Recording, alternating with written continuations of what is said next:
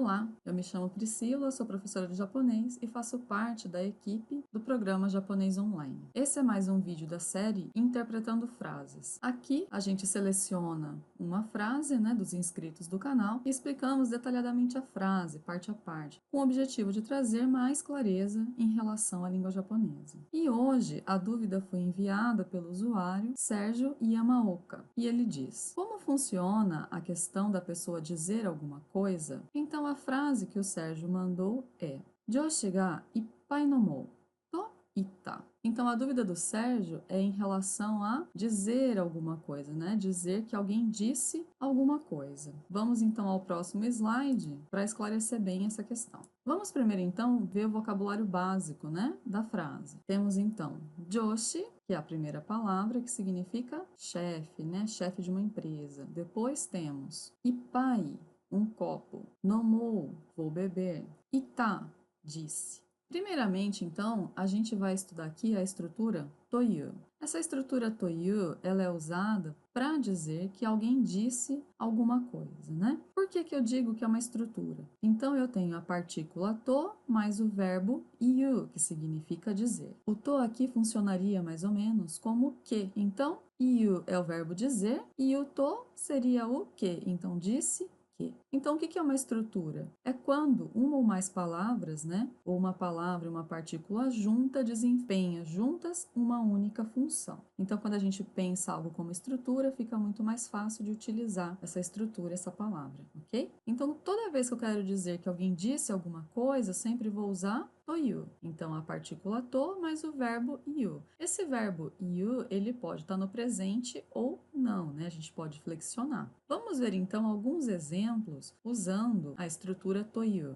Tem aqui, então, a primeira frase. Kitai to imashita. Disse que quer vir. Então, imashita é o verbo yu, na forma maço e passada. Então, vejamos aqui que a gente pode flexionar o verbo final sem mudar a sua função dentro da estrutura. Então, disse que. O que foi dito aqui? Kitai. Kitai é o verbo kuru na forma tai, que significa querer vir, O verbo kuru significa vir. Então, disse que quer vir. Vamos ver então mais um exemplo. Ashita ikanai to itta. Disse que não irá amanhã. Então, o to ita é referente a disse que, Então, disse alguma coisa, ok? O que foi dito aqui? Ashita ikanai. Ashita, amanhã, ikanai significa não ir. Então, disse que não vai, Ou não irá amanhã. Vamos ver então mais um exemplo. Okasan wa issho ni iku to ita.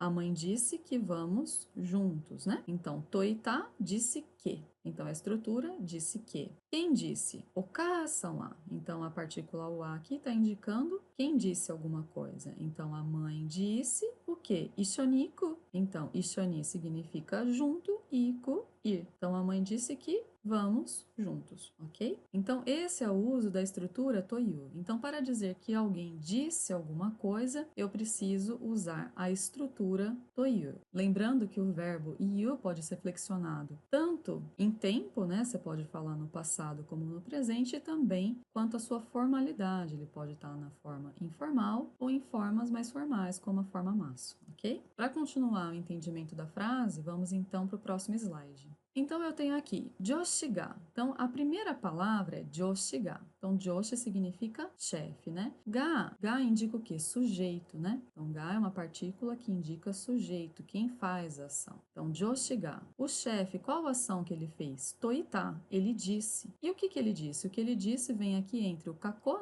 Que são esses sinaizinhos que parecem um colchete, Não fechado, que é referente às nossas aspas do português, ok? Então, dentro do kako aqui está escrito o que o Joshi, o que o chefe da empresa disse, o conteúdo. Ippai nomou. Então, ippai é contagem para copo, mas copo cheio, tá? Não copo vazio. Como assim? Então, quando você vai beber um copo de cerveja, um copo de água, um copo de café, uma xícara de café, Esse tipo de contagem é ipai, né? Se você beber 1, 2, 3, se conta com ipai. Então, é um copo cheio de alguma bebida. E nomou, a gente tem aqui o verbo nomu, né? Que significa beber, na forma intencional. Então, essa forma é a forma intencional. Então, a gente tem aqui, no exemplo, o verbo nomu, a última sílaba, né? Ela vai para a fileira do o e acrescenta o u. Fazendo desse jeito, a gente chega à forma intencional do verbo. Essa forma intencional pode ser tanto para dizer que se pretende fazer algo sozinho ou se pretende fazer algo com alguém. Se você diz que pretende fazer algo sozinho, você está mostrando uma intenção própria, né?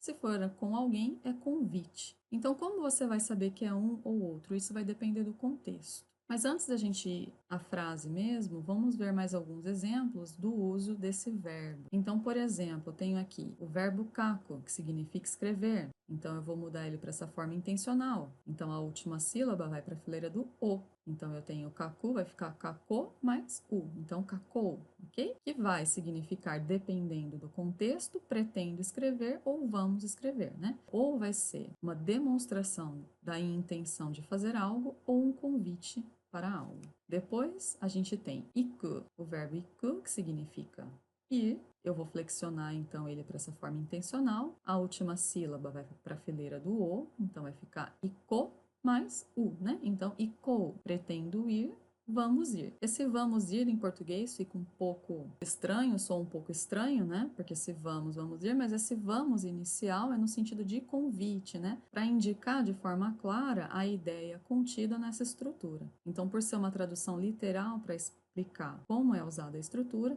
colocamos, né, a tradução vamos ir, tá? Para indicar que é um convite de ir a algum lugar. Dessa forma, né, visto cada elemento aqui, vamos rever então a frase. Então, eu tenho Joshiga, o chefe da empresa, aí a gente vai lá para o final. Toita disse que, né? O que ele disse? Ipai nomou. Então, nomou, vou beber ou vamos beber, e pai, um copo de alguma coisa. Então, por essa forma intencional do verbo, né, esse nomou, ele poder indicar tanto a intenção de quem fala como convite, e aqui a gente não tem um contexto específico para deixar claro se é um ou outro, poderia ser tanto um quanto o outro. O chefe pode estar falando, eu vou beber, ou chamando alguém, vamos beber. Então, nesse caso, a gente vai optar por uma tradução, né, que seria aquela mais lógica que a gente vai ver agora no próximo slide. Então, a tradução, né, aproximada, uma versão da tradução dessa frase pode ser: o chefe disse, vou tomar um copo, ou vou tomar uma hoje, né, uma bebida nesse sentido.